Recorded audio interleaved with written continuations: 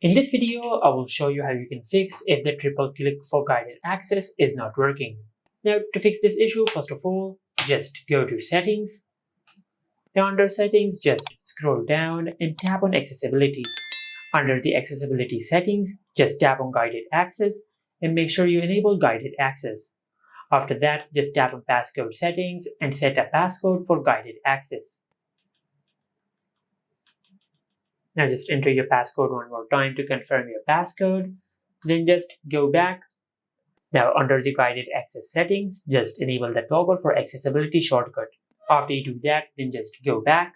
And under the accessibility settings, just tap on accessibility shortcut. Now just make sure that guided access is selected and then just drag guided access to the top. Now after you do that, then just check if guided access is working or not. Now if you do a triple click to enable guided access, but if it is simply not working, then just check if you have opened an app which supports guided access or not, because some apps like settings does not support guided access. And also if you try to enable guided access while you're on the home screen, this will not work.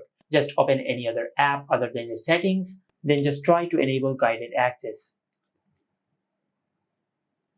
And after you do that, you will enable guided access on your iPad.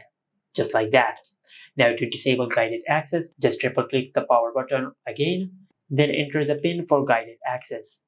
And after you do that, then just select end, and you will end the session for guided access. But if you have done all that and if guided access is still not working, then just perform a force restart on your iPad.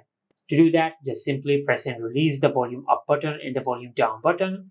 Then quickly press and hold the side button on your iPad until the screen goes black and the Apple logo appears on the screen.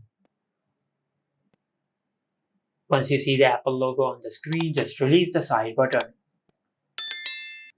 And after you do that, you will fix if the triple click for guided access is not working on your iPad.